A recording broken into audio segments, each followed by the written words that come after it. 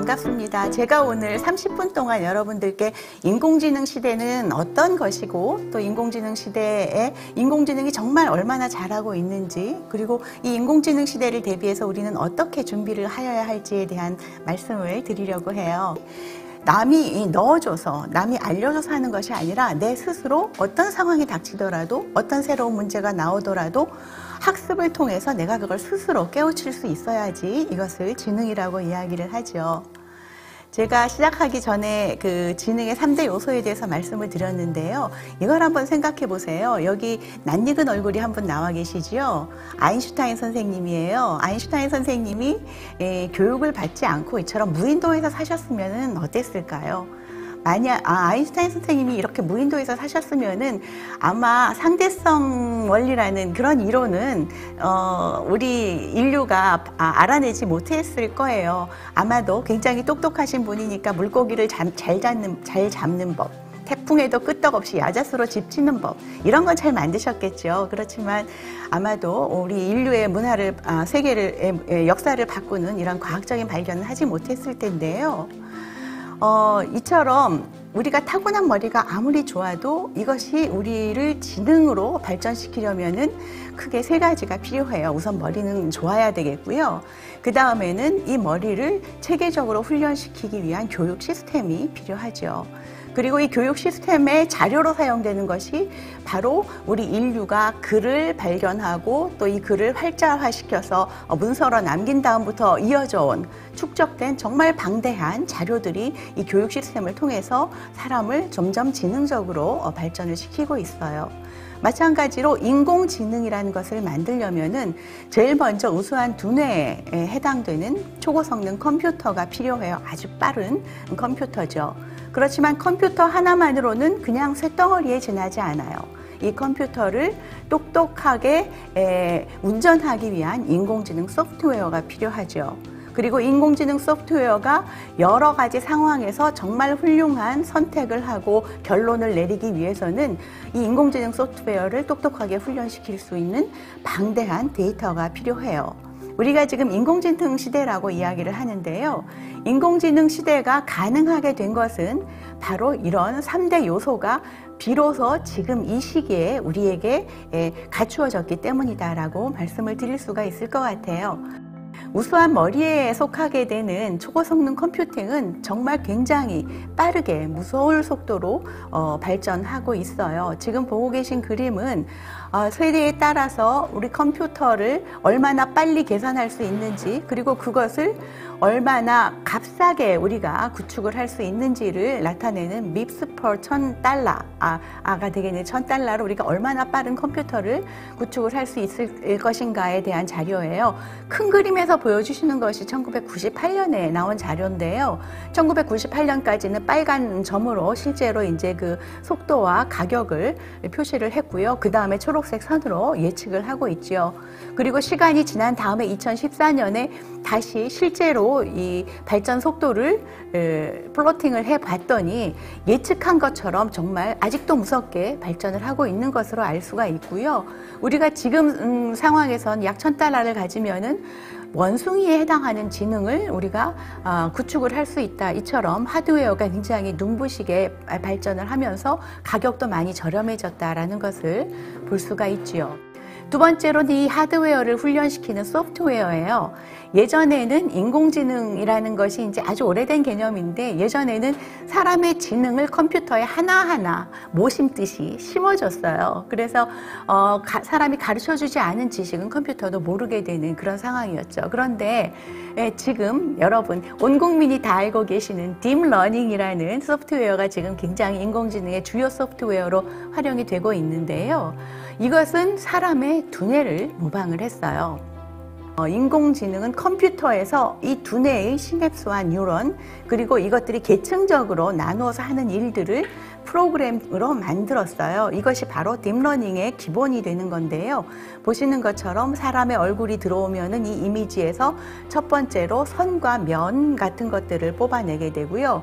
서로 인접한 선들을 엮어서 객체를 만들어내요. 오브젝트라고 말하는데요. 눈을 만들어내고 코를 만들어내고 입을 만들어내고 얼굴형을 만들어내죠. 그리고 이것들을 가지고 전체적으로 이 사람은 내가 아는 아주 반가운 사람이야 라는 것을 판단을 하게 되는, 이것이 바로 사람 두뇌가 어떻게 이미지를 보고 그 이미지로부터 내가 아는 어떤 객체를 추론해내는가 하는 그런 절차가 되겠어요. 이처럼 인공지능 소프트웨어가 사람 두뇌를 모방을 하게 되니까 이제 열심히 공부만 시키면은 사람 두뇌가 하는 것처럼 소프트웨어 자체가 굉장히 똑똑하게 변화를 하게 되는 거죠. 그리고 이 열심히 공부를 시키기 위한 것이 우리가 말하는 데이터가 되겠는데요. 이 데이터야말로 인공지능을 키우는 영양분이 돼요. 이 데이터는 지금 굉장히 많이 생성이 되고 있어서, 특히 우리가 그 사물 인터넷이라고 말하는 인터넷 오브 띵스에서 굉장히 많은 사물들이 데이터를 막 생성을 해내고 있고요.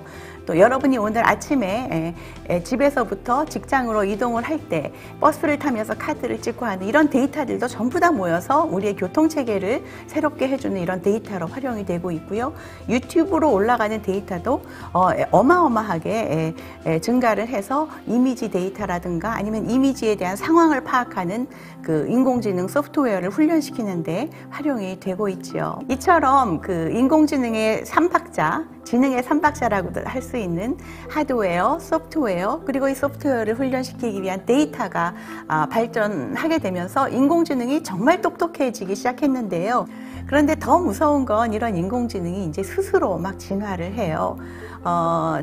저희 알파고 아시죠?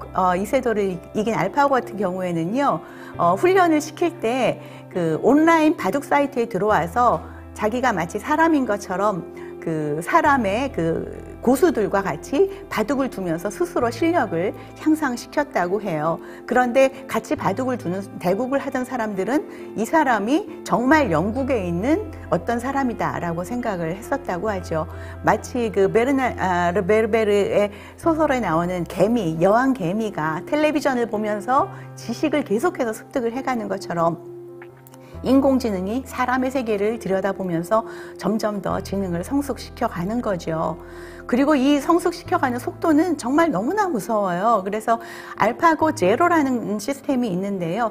알파고는 사람과 훈련을 하고 또 지금까지 축적되었던 모든 기보들에 대해서 훈련을 해서 바둑의 실력을 키워왔어요. 근데 알파고 제로는 어떻게 했냐면은요, 룰만 알려줬어요. 바둑이라는 것은 가로, 세로 얼마가 되고 흰 돌과 검은 돌이 교대로 수를 두고 잡히면 돌을 빼내게 된다. 이런 기본적인 룰만 가르쳐줬더니 알파고 제로끼리 서로 대국을 하면서 스스로 실력을 키워나가게 돼서 알파고 제로가 알파고를 이기는데 40일밖에 걸리지 않았다고 해요. 인류가 바둑이라는 게임을 시작을 해서 쌓아놨던 모든 지능을 40일 만에 알파고 제로가 이겨냈다라고 볼 수도 있는 거죠. 그래서 우리가 인공지능에 대해서, 이렇게 무섭게 발전하는 인공지능에 대해서 우리는 무엇을 준비해야 될까라는 것을 조금 심각하게 고려를 해야 할 때가 된 것 같아요. 그래서 이 인공지능을 윤리적으로 개발해야 되겠다라고 그 학자들 또는 그 컨설팅 업체들, 기업체들에서 전부 다 이야기를 하고 있어요. IEEE 같은 경우에는 인공지능이 인권을 침해하지 않게, 그리고 책임을 물을 수가 있어야 되고, 제작 과정부터 투명성을 있게 해야 되고, 또 사람들이 인공지능을 개발하기 전에 충분히 교육을 시켜야 된다라는 윤리 쟁점을 발표를 했고요. 가트너 같은 경우에는 인간 중심으로 또 공정성 있게 편견 같은 것이 없고 비밀적으로 조작을 해서 다른 사람들에게 해를 끼치지 않도록 만들어야 되고, 또 이것이 인공지능이 하는지 사람이 하는지를 알려줄 수 있는 투명성, 그리고 사생활을 존중하는 보호성, 그리고 개발자와 이 인공지능을 운영하는 국가 또는 조직의 거버넌스의 책임감 같은 것들을 인공지능 개발 가이드라인으로 지적을 한 바가 있습니다. 그리고 구글이나 마이크로소프트 같은 데서도 AI for Humanity 또는 AI for Social Good과 같은 AI를 인류를 위해서 사용해야 된다라는 기본적인 내부 규정을 가지고 있죠. 바로 올해 우리가 흔히 다보스 포럼이라고 많이 알고 있는 월드 이코노믹 포럼에서 Jobs of Tomorrow라는 보고서를 발표를 했어요. 미래에 떠오를 직업이 어떤 것들이 있는가라고 7가지의 직업군을 이야기를 했는데요. 인공지능, 또 인공지능을 잘 다룰 수 있는 이런 데이터와 관련된 직업, 그리고 인공지능의 기반이 되는 엔지니어링 그리고 클라우드 컴퓨팅에 대한 것들에 대한 직업들이 많이 있고요. 또 이것들 말고도 인공지능 시대에도 사람들이 꾸준히 관심을 가지고 다루어야 할 사람에 대한 것, 문화에 대한 것, 이런 것들, 케어 이코노미 이런 것들에 대한 것들이 같이 직업군으로 떠오른 것을 볼 수가 있었습니다. 그래서 인공지능이 발전한다고 해서 사람이 할 일이 하나도 없어지는 게 아닐까라고 걱정을 하는 것보다는 이런 휴먼 센트릭 직업 그리고 테크 센트릭 직업이 같이 떠오를 것이기 때문에 이런 것들을 좀 유심히 보시면 좋겠다라고 생각을 하고 있고요. 특히 포브스에서 발표한 미래의 3C 직업이 있어요. 아무리 컴퓨터가 발전을 하고 로봇이 사람처럼 움직인다고 하더라도 이 3C에 대한 사람의 역할은 반드시 존재한다라는 것인데요. 첫 번째는 코칭이에요. 다른 사람들을 더 잘할 수 있게 도와주는 것. 그러니까 교사도 단순히 지식을 주입을 하는 교사가 아니라 아이들 한 명 한 명의 장점을 발견을 하고 이 장점을 키울 수 있게 코칭해주는 이런 교사가 앞으로는 필요하게 될 것이고요. 두 번째는 케어링이에요. 사람과 사람이 서로 돌봐주는 거죠. 그래서 건강을 돌봐준다든가 복지를 돌봐준다든가 이런 케어링이 두 번째 C가 되겠고요. 마지막 세 번째는 커넥팅이에요. 사람들과 사람들을 연결해주는 커넥팅도 물론 중요하지만 사람과 컴퓨터를 이어주는 이런 커넥팅도 굉장히 중요한 앞으로 중요한 능력이 될 것이다 라고 이야기를 하고 있습니다. 또 우리가 온라인 소통을 하고 오프라인 소통을 한다고 하더라도 우리에게 주어진 시간, 우리에게 주어진 공간이 있기 때문에 굉장히 많은 범위를 저희가 볼 수가 없거든요. 이 굉장히 많은 넓은 범위를 보지를 못하게 되면 우리의 문제의식은 굉장히 좁은 문제만 들여다보게 되죠. 그래서 이런 문제의식을 키우기 위해서 또 굉장히 넓은 범위를 보기 위해서 신문과 뉴스를 보시기를 권해드리고요. 굉장히 다양한 분야의 독서를 통해서 내가 접하지 않는 사람들은 어떻게 살고 있고 이 사람들의 문제는 무엇이 있고 이 문제들을 내가 공감을 할 때 그분들에 대한 어떤 도움이라든가 그분들에 대한 공감이 이루어지기 때문에 다양한 분야의 독서를 적극 추천을 해드리고 싶어요. 중요한 것은 뭔가 하면은요, 이것을 할 거야, 선생님이 되겠어 이렇게 생각을 하는 것이 아니라 내가 잘하는 것이 무엇이고 이 잘하는 것이 우리 사회에서 어떤 영향을 미칠 수가 있어서 이것이 이 일자리를 만들 수가 있을까라는 것을 역으로 찾아내는 그런 방식이 중요해서요. 하고 싶은 것을 찾아내는 것이 중요하다라고 말씀을 드리고 싶습니다. 여러분들께 지금까지 인공지능 시대의 대처법에 대해서 말씀드렸습니다. 고맙습니다. 그리고 연구자 측면에서 보자면은 인공지능을 설명 가능하게 만드는 것이 굉장히 중요할 것 같아요. 그러니까 인공지능이 어떤 우리가 원하지 않는 그 결과 또는 사람에게 해를 끼칠 수 있는 어떤 행위를 했을 경우에 특히 딥러닝 같은 경우에는 이것이 왜 이런 결과를 나타냈는지 알 수가 없거든요. 그래서 우리가 흔히 explainable AI라고 이야기를 하는데 이처럼 인공지능이 어떤 과정을 통해서 이런 결론을 냈다라는 것을 저희가 알 수 있어야지 그런 결론에 도달하지 않도록 막을 수도 있기 때문에 네. 설명 가능한 AI에 대한 연구가 지금 굉장히 활발하게 이루어지고 있습니다. 지금 하고 있는 많은 일들을 로봇이 대처하게 되면서 일자리가 위협을 받을 것이다 라는 이야기들을 하고 계세요. 네. 그래서 사실은 정부에서 이걸 굉장히 많이 관심을 가지고 들여다보셔야 될 것인데요.